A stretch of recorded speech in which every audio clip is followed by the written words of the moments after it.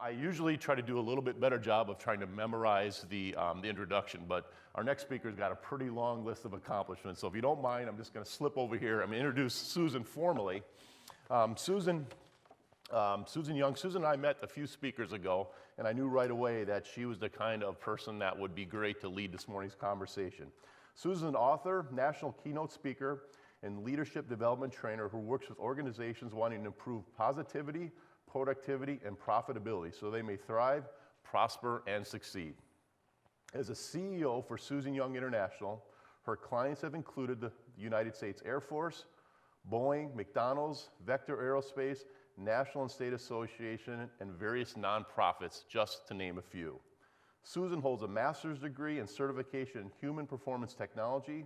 For more than 2 decades, she has empowered organizations with high-impact strategies to engage teams, embrace change, get unstuck, lead more effectively, increase sales, foster positivity, improve performance, attract and nurture customers, communicate on deeper levels, and lead healthier lives to achieve their highest potential. On behalf of American Family and the WBRG, please welcome Susan Young. Thank you. Good morning, everyone. How are you? Awesome. With an introduction like that, I can't wait to hear what I'm going to say. Well, change. Has anyone been dealing with a little bit of change lately? Can you see why I was invited to speak to you about just this? I have a dear friend named Nito Cobain, and Nito is the president of High Point University, an international speaker and a dear friend. And Nito says, if you want to be a great man or a great woman, you must surround yourself with great people. Well, I want to congratulate you because you've done just that.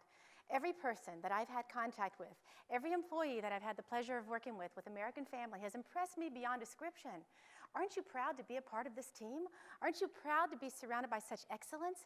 Because it's that love of team and that appreciation for each other that makes you more innovative, more creative, and have an ability to thrive in times of change. So thank you for having me here today, and our program is entitled Shift, Shed, and Shine. I learned through so many changes in my own life what it takes to truly thrive. We need to shift our mindset, shed what no longer serves us, so that we can shine to our true potential. And my goal today is to have you walk out that door with tools and tips and strategies so that you can take change to the next level. Rather than resisting it, learning how to embrace it, to be your friend and not your foe. Now, wouldn't it be wonderful if we just had one change going on in our life? Wouldn't that be lovely? By a show of hands, think about the past 3 years. Who has dealt with massive life changes, personally and professionally? Whoa, so each one of you are not alone. You've got company here. Every person is experiencing this. And although change is the one consistency in the universe, why is it always such a shock and such a surprise? And just look at American Family alone right now, having to deal with changes in prices, products, and systems. There are changes coming at you from all directions. And just as you get used to one change, something else happens. Do you remember seeing that movie, Animal House, with John Belushi? And he gets in front of the sorority house, and he's jumping up and down, and he's looking back and forth each way to see which way to go. Does it feel like that when you get out of bed in the morning? Because you just don't know what changes are going to be coming your way? Well, let's give you some strategies to really make it powerful. Because please, not another change. They keep coming in these changes. We got to understand our relationship with them. One of the best stories that I know about change involves Santa Monica, California. Many years ago, they had a major change that they were looking at because there was an environmental issue in their docks where the fishing fleet would arrive every night. They had to relocate the docks. But unfortunately, because they had to make a decision to make a change, it came with consequences they were not anticipating. Have you had to do that? Where you have to make a change, you have to make a decision that needs to be made, but it comes with consequences, oftentimes unintended. Well, in this situation, the consequence that happened because of this change that they were making was that the pelicans of Santa Monica started to get sick and starve and die. Because for decades, they had been given a king's ransom and a feast every night when the fishing fleet would arrive. But unfortunately, with the fishing fleet gone, they did not know how to fish. They had become complacent. They had become so tamed, they did not have the instinct to go out there and do that. Prior to our economic tsunami in 2008, I saw a lot of salespeople realtors, insurance, whatever the line of sales was, where people had been living high on the hog, that people had been really living in prosperity, and their world got rocked because of change. And so many folks did not know how to go out there and fish again, to adapt to change, to thrive, and to overcome it. Well, like any great, innovative, creative person will do, someone figured out a solution to save the Santa Monica pelicans.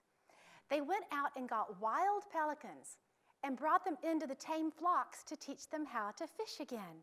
And you can extend this metaphor in so many different ways, because to all of you that are pursuing your personal excellence, your professional development, you're being the wild pelican to get ideas. And today, I am your wild pelican to give you tips and tools to really help you embrace this change. And so by getting out of the box, shifting your mindset, seeing things from a new direction, they were able to create solutions just as you can as well. And these surprises can happen at the least time we expect it, when we're not really noticing. Something that's funny is I had to Google this to see if this was Photoshopped, and it was not. Isn't that fab? Surprise, surprise. Now, there are two kinds of change that we have to deal with. First is planned change. That's kind of nice. It's like, yeah, we want to have a baby. Let's move to a new house. Let me rearrange the living room. Let's start an exercise program and lose 10 pounds. These are planned changes that you're happy with because they're your decision.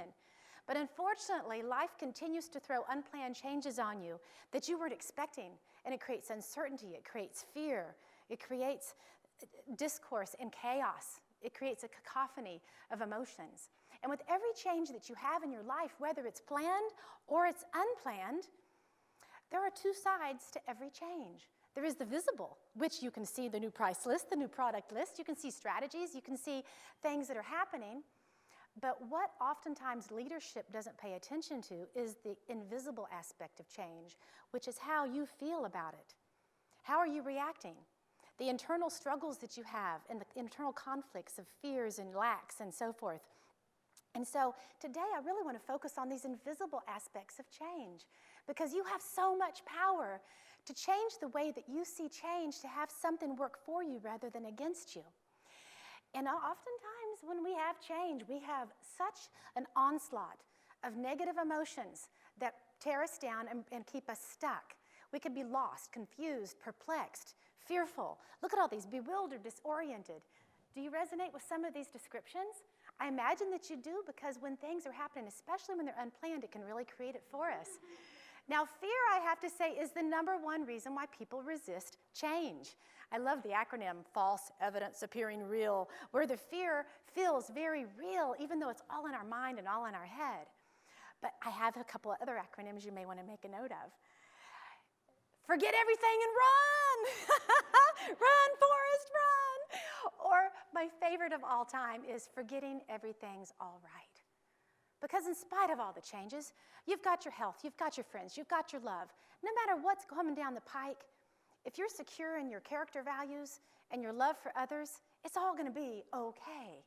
We are able to process fear in a different way when we start to look at it from a different perspective. With all the changes, especially that are happening at American Family over this next year, some folks may even suffer from the imposter syndrome.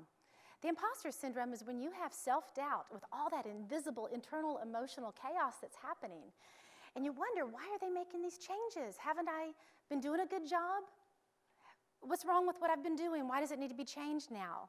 Am I good enough to stand up to the new responsibilities? Am I smart enough to face that new learning curve? Do you feel like you're in a continuous, nonstop learning curve? Gosh, this has been an exhausting year. I've learned how to design websites. I've learned how to edit video. I've learned how to do all these things to support my business. It's like, oh, do the learning curves ever stop? And of course, it's not hard for the imposter syndrome to sneak in, because, yeah, we want to be our best and we don't want to disappoint other people. And so sometimes we feel like, wow, they're really dependent on me to do this, and we don't want to let other people down. Now, you have a list inside your flyer if you open it up, and you're going to see a list of reasons why people resist change. Fear, of course, is huge, but the next biggest one would be lack, whether it's lack of self-esteem, lack of confidence, lack of creativity, lack of connectivity, lack of communication. Lack comes up in a big way. Politics, blocking, ignoring, sabotaging. One of the case studies that we had on my master's program was about this company. They had a customer service call center. That sounds familiar, doesn't it? And all these people that had had these jobs for 10 and 20 years were answering the phone calls to deal with customers. Well, the leadership got a great idea that they wanted to install this new fancy-dancy automated phone system. They did not gain buy-in from the people that the change was being imposed upon, though. And that's one of the number one reasons why change happens in an organizational situation. You don't get buy-in from the people that have to carry it out. So all of these people that had been answering the phone, when they were told they had to adapt to this, they were in fear for their jobs. They sabotaged the entire implementation. As a result, it failed, and the company lost hundreds of thousands of dollars. People will sabotage it because they want to keep the status quo. They want to keep things the way they have been all these times because that's what makes them comfortable. Also, people pretend it's not coming. We resist change because it's just so darn uncomfortable. We get comfortable with where we're at. We don't want to make another change.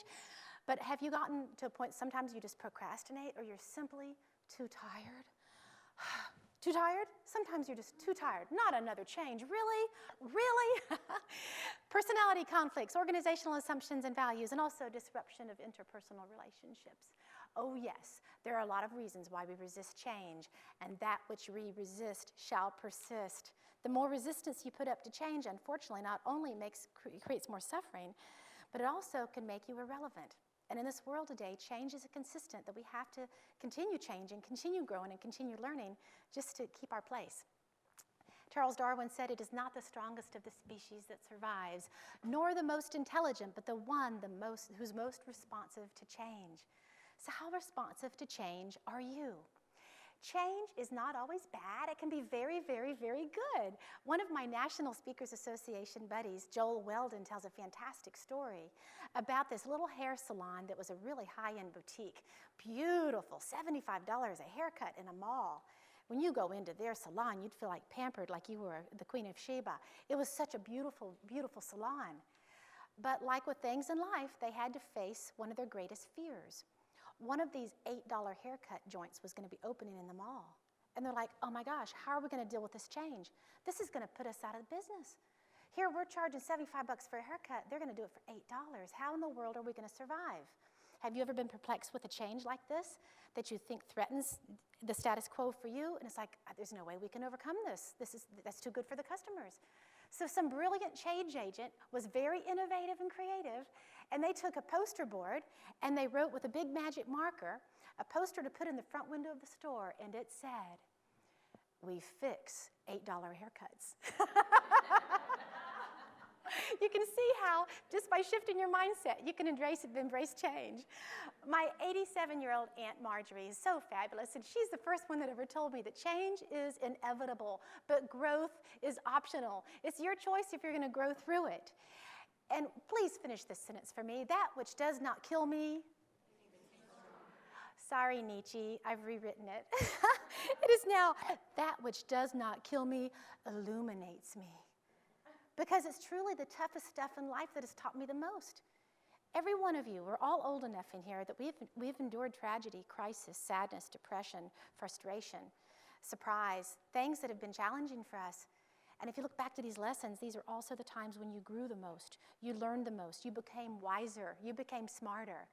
And with the wonderful adage, the best captains are not made on calm seas, it's very true. Because when you want to follow a leader, you want to know that they've been there. They've been there, they've done that. They've fought the battles, they've overcome, and they've won.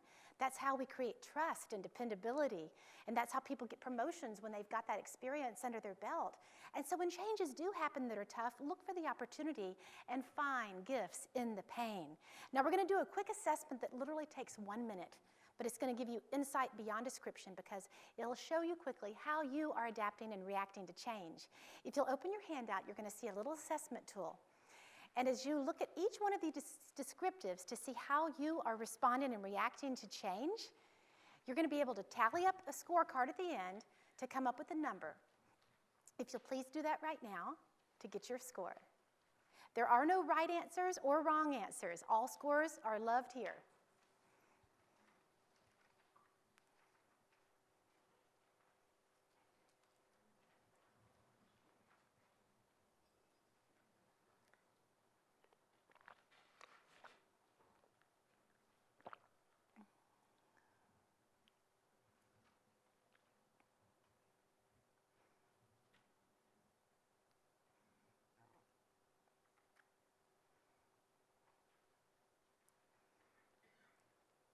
I'll know you're finished when your heads are up.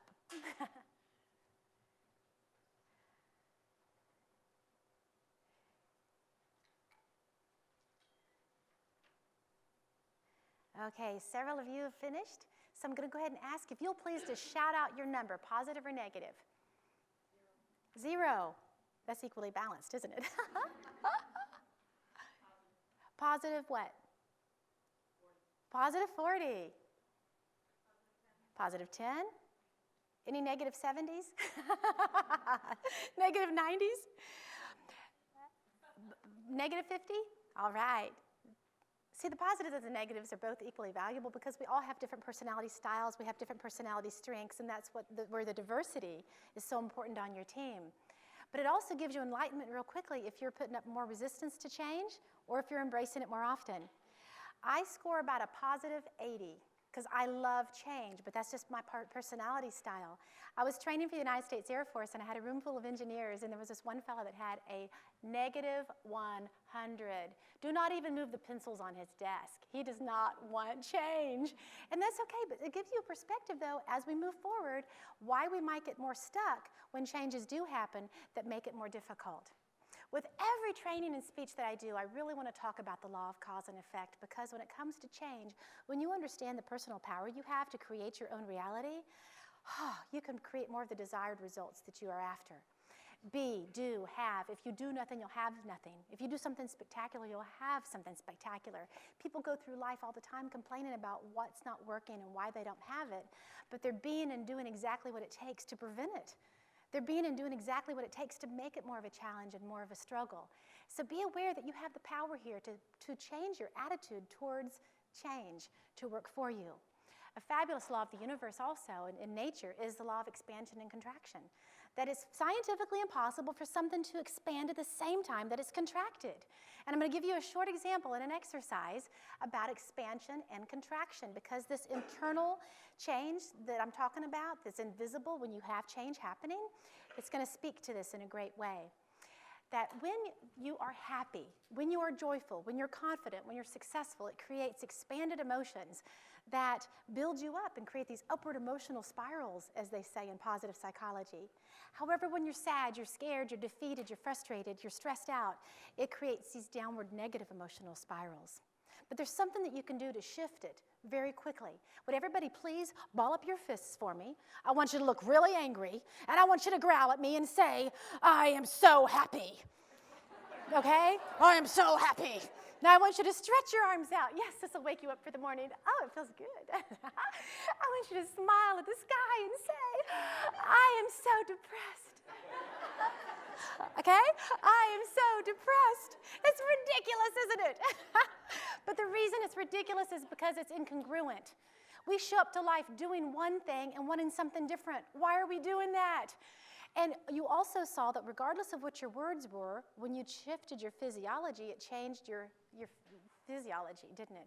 When you changed your body, it changed your attitude, and it even made you laugh. And so it gets confusing sometimes when people are saying one thing and doing another. They're requesting one thing and they're doing another. But where do you feel your moments? Are they expanded or are they contracted? So when you find that you're getting caught in this downward negative emotional spiral when it comes to change, you have power to shift it. My dear friend, Dr. Susan Gaddis, is writing a book called Be the Master of Your Moments. Because every moment we have in life has a value. It's either going to be a positive one, a 0, or a negative one. And your life is nothing more than a series of moments. I've only been up here for a few minutes. You've already had multiple moments, haven't you? Hopefully they've all been positive ones. But these moments really dictate the quality of your life, the quality of your relationships, the quality of your interaction with your customers, customer service, to create these positive one moments. Do you want to know the number one reason why a man falls in love with a woman? You've been waiting your whole life to hear, haven't you? Because of how she makes him feel about himself. Do you know the number one reason why a man falls out of love with a woman? Because of how she makes him feel about himself. It's the same reason. We love to be around people that make us feel great. We love to work with people that make us feel great. We want to do business with people that make us feel great and create these positive one moments. Because these positive one moments do create these upward emotional spirals, which are so fabulous. So how are you spending your moments? Start to pay attention to the values. positive one or negative one, and shift it, because it will make you thrive in times of change and give you so much more ability to do that. My friend Wanelle Teague, she's the president of People Plus, and she says, a Learjet is a very elite and powerful aircraft. This is symbolic of you and your aspiration for high achievement that will allow you to develop into a highly successful business person. Every one of you has the engineering to do great things, to fly high, to live your dreams, to live your best life now. Are you doing it? It's amazing how many people are not living their making. They're not living their purpose. They're not finding fulfillment. Unfortunately, we get stuck and we sabotage our own making. Now, an acorn is genetically engineered to become a mighty oak tree. Everything that it needs to become an oak tree is already there. You too, my friends, are genetically engineered to do great things. However, unfortunately, like a Learjet, we're sitting on the runway of life waiting to take off. And unfortunately, we get stuck. We get fogged in. Oh, you've got the flight plan, you've got all your goals and your dreams and your sales targets, right? And you've got the education, you've got your fuel, but we sit on the runway and running, burning, waiting. Ready, ready, ready, set, set. How many times in your life have you had a dream or a goal that you get stuck on the runway and you never take off? Start to pay attention to what's lurking in your fog, because whatever is lurking in your fog that's keeping you fogged in is what's preventing you from thriving in times of change. And it could be disorganization, it could be fear, it could be lack, it could be all those things. It could be guilt, gossip, grieving, heartbreak. I could spend 3 days on the reasons why we get stuck and what's filled in your fog. But I next want to move you to the next process of change. On your handout, you'll see that you get a fill in the blank, that there is a 3-step process that you're going to experience with every change you have in your life. The first one is orientation. Yeah, this is our homeostasis. Life is good. We know where we're going, what we're doing, everything's comfortable. But unfortunately, we get hit by a change and we become disoriented. Because it's all these new prices, these new products, these new strategies, these new systems. I've got to learn all that. There's a disorientation phase, right? But then we move on to reorientation, where we get used to it. And I use the analogy of the train yard. Have you ever been in a train yard and heard metal trains clanking together? It's a very violent sound, isn't it? So imagine that you're the lead train car in your life and you're moving along, going down the track, and then bam, all of a sudden, bam, a train car comes up behind you. And it disorients you for a bit, but once you get used to it and once you adapt to it, you're able to reorient and get going once you get your momentum. But unfortunately, what happens is, because change comes from so many directions, just as we get reoriented, something else hits us that we get disoriented from. The people who are the most resilient and folks who are going to thrive the most in times of change are going to be able to close the gap between disorientation and reorientation much faster. We all want to be resilient beings because that's how we remain adaptable. Years ago, I was in London, England, and I was at Victoria Station. Has anyone been to London? Yes, London is so beautiful. You've probably ridden on the Tube, which is the underground subway system. So I'm standing on the platform waiting for my train. This is where I'm now. And I'm waiting for the train to arrive to take me to my destination. And the doors open, and then this perfect King's English, this beautiful, deep voice says, "Mind the gap, mind the gap." I'm like, okay, it's telling me that there is a gap between where I am now and where I want to be. And if I don't watch my step and I get caught in that gap, that I could get hurt, injured, bloodied, bruised, dead. Whoa. And I started thinking, man, this is a great metaphor for speaking, because the biggest stressors in your life are happening when you're stuck in the gap. The bigger the gap, the more stress. So where you are now and where you want to be, there is a space in that. And the bigger the gap, the more stress, the more frustration, the more fear. So how do we start to close these gaps? Being the wild pelican, you find ways to build that bridge. The fastest way to cross that gap, however, is absolutely a shift in your mindset of how you perceive change. You know what? Okay, there we go, stuck. Sometimes we get so stuck in this gap and we get stuck with excuses. We are defending our limitations. We have old, outdated belief systems that no longer serve us. How do we get unstuck? And unfortunately, all you have to do is wake up in the morning and you're having challenges. You turn on the daily news and it's terror. It's terrifying. It's so scary. You've got identity theft protection happening. You have people that you love that pass away and die. You may experience failure and stress. And when I do trainings on resilience and stress management, and we go down the long list and have assessments for that too, about life's most stressful circumstances, it can be so overwhelming and so challenging. And you know what I'm talking about, because change is happening and we can get stuck in it from just the overwhelm of it. Just information overload alone is enough to wreak havoc on the rest of us. But I have found that one of the biggest aspects that makes life challenging and change challenging is when relationships are not healthy. Whether it's the people that you work with, and I'm so sorry, some of you may be married to them. But unfortunately it happens, then sometimes we have to work with people we may not get along so well with. But these toxic relationships unfortunately contribute to being stuck. A few years ago, oh, here we go. Calgon, take me away. In our limited time today, I don't want to go deep into being stuck, do you? Wouldn't you rather have solutions? Let's get some solutions going. So how am I going to take you away? Well, I'm just going to name a few things, and just it may resonate with you for what's happened in your life. I want you to imagine, you know, the loss of a parent, divorce, financial devastation, losing your home, adopting a teenager, becoming a single mom, going back to college after 25 years. These are major stressful life events, aren't they? Dealing with cancer, finding a friend who's passed away after they'd been there for about a week. Bad things happen that just make us very challenged. Now imagine that if you had even just one of those things to deal with, how hard that would be. I don't have to imagine.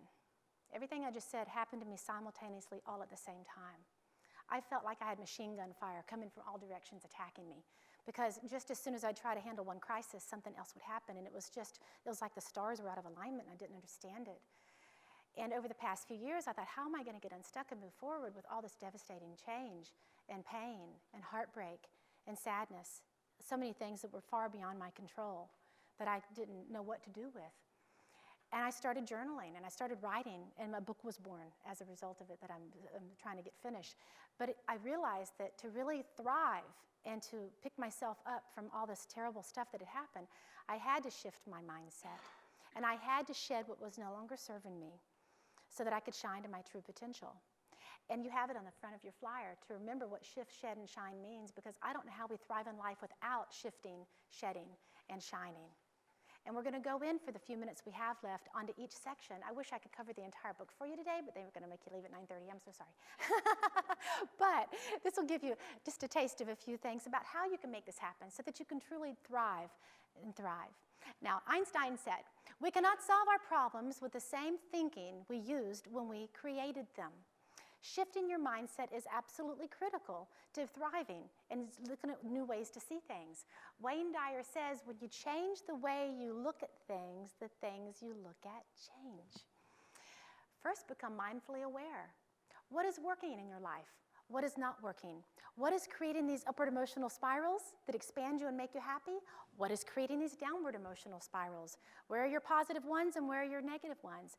Become mindfully aware of what's happening in your universe, not just on the outside, but what's happening on the inside, in your heart, your soul, your mind, your anticipation, your goals, your dreams. And to breathe.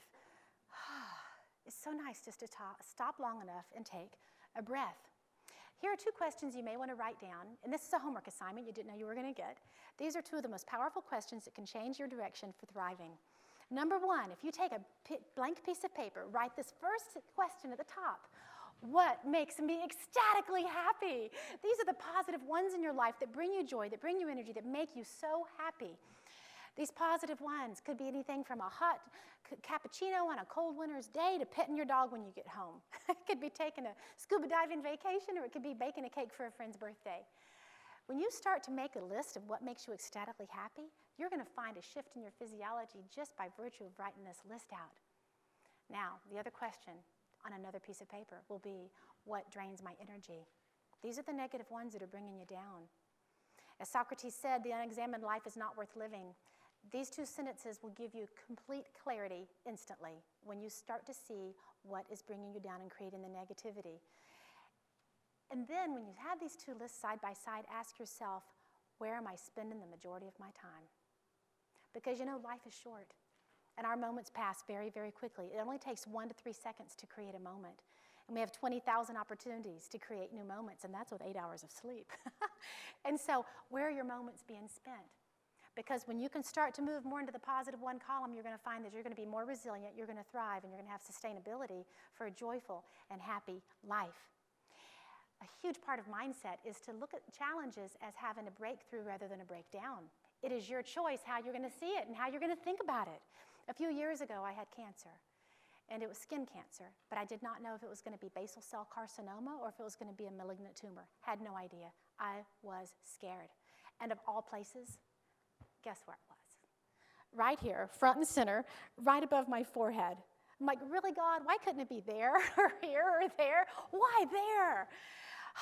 Because I was going to have to part my hair on the side and spray it down like a little old man for the rest of my life to cover the bald spot, right? And I still have the bald spot from having the cancer removed. Well, the day came for my surgery, and I didn't know which direction it was going to go, and I was about to have a complete breakdown because I was going to look like a cyclops. And so I thought, okay, walk the talk. How am I going to have a breakthrough, breakthrough, breakthrough? So the surgery came, and she cut out the cancer. She took all the skin, and she pulled it back, and she stitched it closed. I got a free facelift. Yes! So are you going to have a breakthrough or a breakdown? Every challenge you have, you get to pick how you're going to respond to it.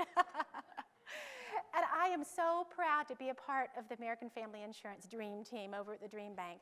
This Thursday night at 6 o'clock, please come. We'd love to have you. I will be speaking about love languages for life, about empowering your dreams. And you know as well as anyone that American Family stands for understanding that your dream is the most valuable thing that you own. And when you don't have dreams and you don't have goals, talk about being stuck.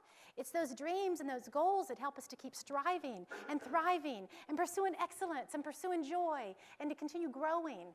And so really understanding goals and dreams that light your fire, that turn you on and they get you excited, that's a huge way that you can start to shift your mindset. And also I found that our environment has so much power over how we feel about circumstances. And just as an abbreviation, you'll see that how do you create these environments to be happy? Do you have that sacred space in your life? I have one girlfriend, and she is an insurance agent in Florida, and she owns her own office. And it turns out that every weekend, she buys herself white roses, and she lights white candles around her house. She creates a sacred space in her living environment. I've had friends who are also authors who write, and I'm like, how do you get inspired day after day after day? And she's like, well, I create a sacred space around my laptop with fresh flowers. I do it with candles. I do it with soft music in the background to inspire me. So are you creating a sacred space? Do that so that you can self-nourish and replenish and so that you can thrive. Also change places. Sometimes it's just a matter of being somewhere else. When my 20-year-old twins were still at home, I was able to be at home and have a home office, but it was total chaos. Dogs barking, phones ringing, kids screaming, homework, dishes, laundry. I wasn't being very productive. I had to go out and rent office space just to get away from the house so that I could be more successful in business. Sometimes it's just a matter of physically relocating to a new place where we can thrive and be successful. And lastly here is to create beauty around you and indulge yourself in creating a space and a place for you to work professionally and personally that brings you joy and makes you happy. Whoop, okay, yeah. Louise Hay says that our resistance to accepting and believing in ourselves creates more suffering on this planet than pretty much anything else.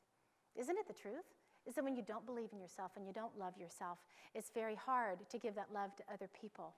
Huge first step is to start becoming best friends with you because you really are the most important relationship that you have. I would never allow anyone to speak to me like I speak to myself. I wouldn't be their friend. Is your self-talk helping you or is it hindering you? Are you embracing yourself and saying, I love you? Just try it sometime. Look in the mirror and say, I love you. I love you, Susan. I know it feels creepy and weird. You don't want anybody to see you doing it. However, you say this to the people that matter most to you in your life, don't you? Well, you're going to be stuck with you a very long time until the day you die. So make that relationship count. Nurture it like you would any other love relationship. Tony Robbins once said, where focus goes, energy flows. Isn't that true? The things that we focus on expand. And whatever you're focusing on right now, you're going to get more of, and it's going to magnify. If you're focusing on what you don't like about people, you're not going to be able to stand them. If you're focusing on the problem, you're never going to find the solution. When you start to focus on the things that create the positive one moments, that make you your best, looking for the best in other people, looking for solutions rather than focusing on problems, everything in your life will change. And also to get moving. Life rewards action. Even if it's just taking that one step into the direction of your dreams, even if it's having that one initiative, to be able to do something kind for another person. Getting moving gets you out and shifts your physiology. Exercise is critical. I can say without any hesitation, the majority of my friends that really wrestle with depression never exercise. However, my friends that exercise rarely ever have depression. There's definitely a tie to the mind, body, soul relationship there, so get moving. And also to love and let live. What an easy way to shift your mindset, because every person in here has their own journey. Who are we to say what's right for them and what's wrong for them? That's their journey, that's their life. Does anyone in here have children? If you have children, I'm telling you now, if you haven't already experienced it, they have their own journey. They have to live their life, not yours. That's really hard when you become an empty nester and you have to release, but that's a whole nother seminar. With 20-and-a-half-year-old twins, I've had to really learn that one. Jim Lohr wrote a book a few years ago called The Power of Story. You, I'm happy to say, are the author of your own life. And you have a story that by which you define yourself. Is this a story that is really helping you, or does it hurt you? There are stories that we may have written years and years ago that we're still living that really need to be changed. You get to change the characters. You get to change the endings, because the power of story and the energy that you put into that really can stop you from living your dreams and keep you stuck from thriving. Changing expectations. My daughter, my beloved, wonderful daughter, eloped and didn't tell me. It was one of the greatest heartbreaks of my life. After all these other changes were happening, that happened. And then she moved to Hawaii. And I haven't seen her, in a year. But I'm going for Christmas, yes. And so, but when I was so heartbroken, she said, "Mom, you're breaking your own heart. I'm happy." Whack. Talk about a lesson. As soon as I changed my expectations of what I expected from my daughter and just accepted and loved her, everything was better. You just have to change expectations sometimes. Release other people to their journeys. Perception trumps reality. Perception can work for you or against you. In this perception story, it's pretty amazing, because there were two salesmen who had to sell shoes in Africa. But their boss, their sales manager, sent them out on a mission to find out what the sales were going to be like.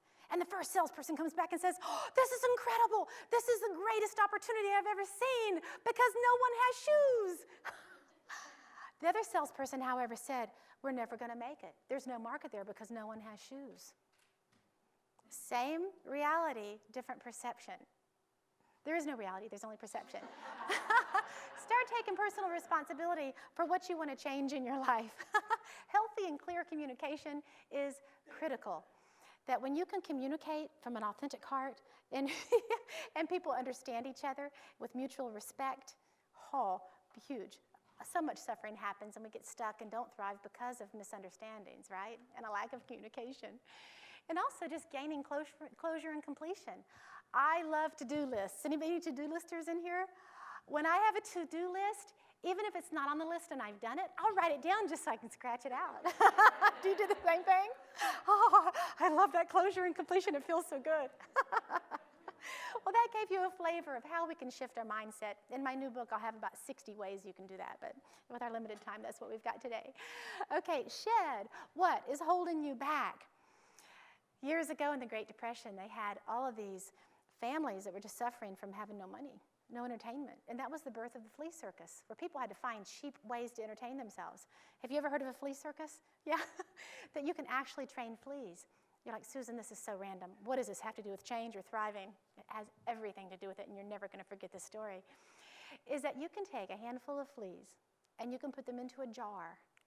And now, a flea is genetically engineered to jump 30 feet. I mean, it could hit the back wall. Isn't that kind of creepy? Ew. You put these fleas into a jar and you put the lid on, and for the first little while, you're going to hear it clink, clink, clink. They're jumping and they're trying to live their making, but unfortunately, they're hitting a barrier and an obstacle. And after all this noise of them trying to jump far, they go totally silent, because they've now had this limitation And they have taught themselves through the conditioning to only jump so high to not get hurt. But where the interesting part of this is when I'm training global sales teams and even cafeteria workers is that when you remove the lid of that jar, they're now free at last to jump as far as they can. They continue to jump only as high as they could when the lid was still on. These are your belief systems. The belief systems that you may have had 20 years ago may be completely outdated, but you're still living by those personally created rules. And so we got to pay attention to the things that we're self-imposing, whether it's our story, our belief systems, and everything else, so that we can release it. It may have been in the past somebody said something cruel, or they criticized you and it made you lose confidence. These limiting belief systems really can hold us back from living our making. So start paying attention, because that's one of the number one things that sits in the fog that keeps us stuck. And also about shedding, eliminate the excess. Now, I had a big life in Florida. I only moved here about a year ago. I'm from Tallahassee and Destin, Florida, and I just got here. And people are like, why did you move? Like, for love. Isn't that a good reason? Yeah, I came for love. And when I left my big, beautiful 4-bedroom home, I sold everything I owned. And I moved to Madison, Wisconsin in my car. Talk about massive shedding. There's grieving for missing some of my beautiful things, but talk about creating a new slate, a whole new, beautiful, brand new canvas to create anything that I desire with the freedom to do so. I had to let it go. I decluttered my life, and there was a spiritual rebirthing as a result of it. Overcoming fear. Give up excuses. What a great thing to shed, right? And stop blaming other people for why your life isn't working, because as soon as you're pointing at other people for why things aren't working out for you, you've got 3 fingers pointing back. And also release attachments to certain outcomes. When you start to shed that, it's going to really lighten your load and create a lot less suffering. One of the first things you need to shed, though, is to really get your mind right. As Zig Ziglar says, your attitude determines your altitude. How you get up in the morning determines how you get up in life. It's these negative thought patterns, unfortunately, that keep us stuck. They keep us sad. They keep us from performing. They change our sales numbers. Just sales call reluctance. When people are in a sales situation, they don't want to make that phone call because they don't want to fear and risk rejection, right? Is that when you start to shift those negative mindsets, it really makes a difference for you. Shake off the dirt. There's a wonderful parable that many of you may have heard, but others, this is such a fun story to apply to change and thriving, is that there was a farmer that had a donkey. And the donkey fell into a deep hole on the farm. And the donkey's way down at the bottom of that old well. And he's like, how in the world am I ever going to get it out of that hole? I don't guess he's going to live. There's no way to lift him out. And so the farmer made a decision that he was just going to go ahead and have to bury him, because there was no solution. And so the farmer gets his shovel and he starts to shovel the dirt on the donkey. And the donkey's down way in the dark, deep hole. And as soon as the dirt hits the back of the donkey, he shakes his back and shakes all the dirt off. And then the farmer keeps throwing dirt on his back, and he shakes it off, and it falls, and it keeps falling to the ground. And he stomps on it, and then the dirt keeps coming, and the donkey keeps shaking. And eventually there was enough dirt in the hole that the donkey was able to walk out. It created the solution by shaking it off. There are things in your life I know that have hurt. They have stung. They've created fear, and they've created pain and heartbreak. How can you grow from the pain? How can you shift it and shed it to put it behind you? And also removing our masks. We put these masks on sometimes because we think that's what other people want to see, but when we live in authenticity, it creates a higher quality life. I love Wayne Dyer's metaphor about the boat, that each one of us is driving our own boat. You've got the past in the wake, right? And we've got the current moment and the present moment right here in the middle of the boat where we're steering. And then you've got your horizon where you can drive any direction in the future. But unfortunately, rather than just driving the boat and living in the present moment, we get stuck in the past and let the wake drive the boat for us. And the wake of the boat, unfortunately, is turbulent, it's violent, it's frothy, and it's over with. But we continue to let it impact. Things that may have happened to you 10 years ago, you're still hurting over. Things that somebody said 3 years ago still guide your decisions. And so just remember that if you can leave the chaos of the past in the past, then you can truly enjoy full present now living, like Eckhart Tolle says. This is wonderful. When I'm training customer sales teams or customer service teams, I'll pass out purple Q-tips. They're like, what? This is an acronym for you to remember. Quit taking it personally. Isn't that a great acronym? Because so often when people are behaving in ways that we don't want and we don't like, it's because of their reasons, not ours. It has nothing to do with us. But it feels very personal, doesn't it? So quit taking it personally and let go of these people that dull your shine, poison your spirit, and bring you drama. Cancel your subscriptions to their issues because they will sabotage your thriving in times of change. In playing the blame game, unfortunately, so many people will make excuses because it's somebody else's fault. If you don't like what you're getting, you got to change what you're giving. My favorite, Zig Ziglar said, some people find fault like there's a reward for it. Do you know people like this? They actually make a sport out of it, blaming or picking on others. And then, of course, release attachments to certain outcomes, because when we stay flexible and we can flow, we're going to be more embracing of change so that we can create the results we want. One of the biggest ways to shed in life is to forgive yourself. None of us are perfect, but my gosh, can't you look back and already see decisions you wish you had made differently? Things you had done differently, or other people that have hurt you? When you hold on to what other people have done and you hold a grudge about it or let it continue to hurt you, you're only hurting yourself and not them. It's time to forgive other people for you, not for them, but for yourself. And that lightens your load greatly so that you can start to move into shining, which is the next section. How can we shine to our true potential to thrive and be resilient in times of change? First of all, is to take care of your mind, body, and soul. You're a whole system. You're connected. All those pieces and components are huge. Are you taking care of your health, your energy, your mindset? You've heard the expression, garbage in, garbage. I disagree. It's garbage in, garbage stays, and has triplets. Because unfortunately, we let that negative stuff in. It's hard to push it back out. Take care of yourself and have a heart of service. Because when you are taking care of serving other people, you'll get exactly what you want. Ziglar said once, you can have everything in life you want by giving enough other people what they want. What do other people want? Other people want respect and love, appreciation, thoughtfulness, consideration. When you start giving these things away wildly, you'll also be able to receive them.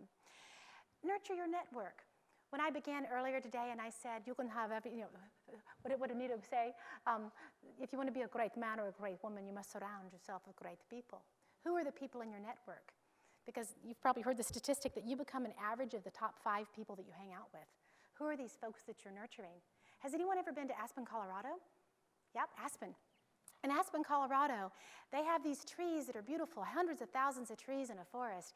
And in this forest, they go through all the different seasons of life, the different seasons of change. But if you get a wildfire, you get a disease in an area of a tree, unfortunately, it could really destroy things, right? But this doesn't happen in Aspen because the entire forest is one living root system. One giant forest is one organism. And when I see a team that's playing well together with all these different people, that's exactly what happens, is that we nurture the team, we nurture the network, that we can thrive in times of change, regardless of what the adversity and the challenges are. Always having an attitude of gratitude. In the darkest hours of your life, if you just find something to give thanks for and have gratitude for, it will shift you to help you shine. Always do your best and let go of the rest, because how can you argue with being the best and pursuing excellence? And what you think about, you bring about, because your thoughts do create your reality. Lighten up and have some fun. When my twins were 6 years old, we were at Tuesday morning, and we were in the store, and my 6-year-old daughter stops in her tracks, and she looks at this huge Baroque fountain in the middle of the store, and she says, "Oh, Mommy, look, it's Bird Bath and Beyond." That was 15 years ago. I'm still laughing. Life will provide a lot of humor and a lot of joy if you'll just start to lighten up and have fun with it. My twins are so special. They're my life. I love them so much. And my son at 5 years old declared that he wanted to be an astronaut, and he wanted to be a pilot, and he wanted to be in the military, right? And so when it was time to separate their bedrooms, because as you know, twins share the crib and then the bedrooms and everything for a long time, when it was time to share the bedroom, I wanted to give them each their own unique stamp on it. So I went to Home Depot and I got a wall mural of a space shuttle orbiting over Earth to put in my son's room. And I came home and I said, "Nick, you're never going to believe what I ordered for you. I've got this huge space shuttle that's going to cover your entire wall, 8 feet wide, 11 feet wide, 8 feet tall." And he was so excited. Every day he'd come home from school and he'd want to grab and see that box if it was there. And he's like, no, and the mailman hadn't brought it. And finally the day came, this long box came with the wallpaper in it. He's like, Mom, my mural's here, let's hang it. I'm like, no, baby, I'm too busy. I can't, I'm tired. That poor thing sat on the dryer for 2 weeks before I finally got to pull out the wallpaper paste and the scrapers and make it happen.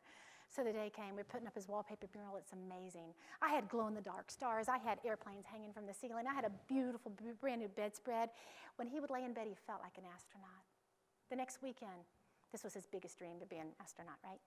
The next weekend, the newscast came on that the space shuttle Columbia had disintegrated over Texas. So we decided to make this a teaching moment of what happens. And my little patriotic son and my daughter, they come into his bedroom, and we wanted to share with you kids some really sad news that's important for you to know, is that the space shuttle Columbia has disintegrated over Texas, and 7 Americans have died keeping America free. And it was a space shuttle just like this. The shuttle on his wall was the Columbia. Has that ever happened to you where you've had a dream and you're encountering a potential failure, or you have to face it with fear of great risk of danger? My little boy looked straight up at me and he said, Mom, when do I get to go to space camp?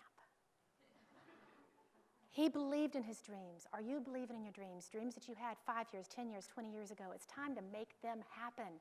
Never give up on the dream, because that's truly how you're going to shine to be your brightest. Now, as we're coming to a close, I need to open us up for questions, but I want to give every single one of you an opportunity to attend an amazing event at the Dream Bank. You've heard of the Dream Bank, haven't you?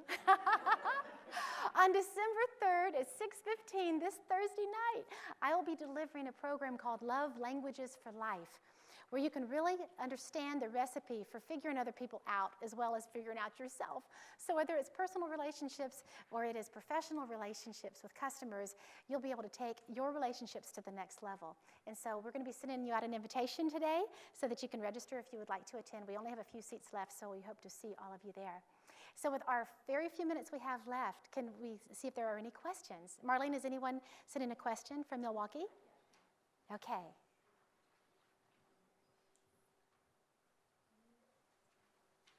Who's the brave one?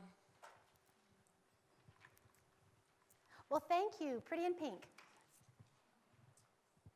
So, do you have any suggestions for if there's someone you live with that doesn't, embrace change and is really stuck with something that happened 25 years ago to them, and you don't want to be nagging? But how do you get them to, get out of the past and embrace change and, get some movement into their life so maybe they could be happier? That is a wonderful question. And to share, I had a circumstance similar to that. My father was an abusive alcoholic, and I had to live with him until I left home at 18 and never got another dime, and I was out. I was gone. But you can't change other people. You can only change yourself. The hope is that if you become the best you that you can be, you'll inspire other people for change, right?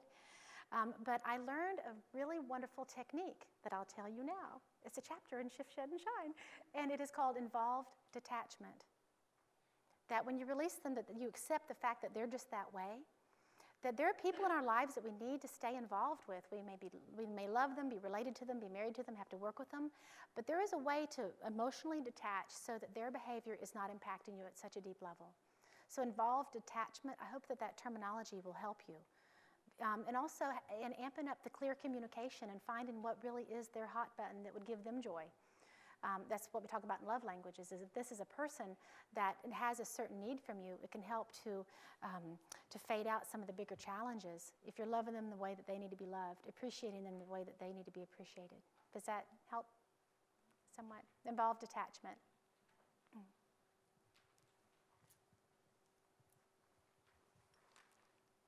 I had a question on where you can buy your books. Like, are they just in stores? Oh, well, thank you. My books are all in the... That's a great idea.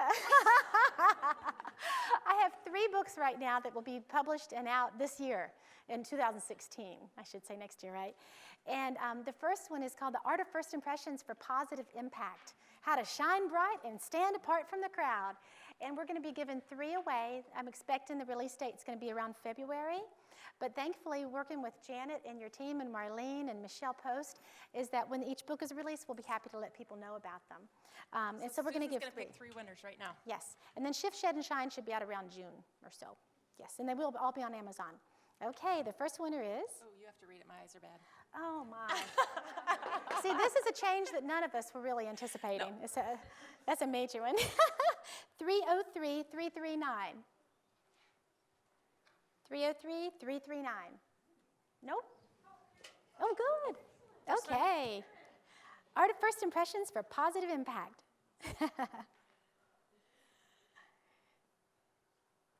Okay, the next one is 172251. 251. Excellent. And in the Art of First Impressions, I give you 9 different arts about how to take all relationships to the next level, whether it's customers, it's spouses, it's children, it's making networking events work for you. Okay, and then the last one will be for 303-318. Yes, wonderful, wonderful. Do we have any other questions? No? Wonderful. Yes, ma'am. One quick one. One more question. Well, I just wanted to offer kind of a different perspective on change. One of the things you have for negative is ambiguity and uncertainty. And that's one of the things I don't like about change is when people tell me about change and don't give me enough information. And I think that people are worried about scaring people by overloading them. But for me personally, I can say that getting the information is calming for me. So when I'm in a new situation and I'm asking question after question after question, I think people think I'm being negative because I'm asking so much.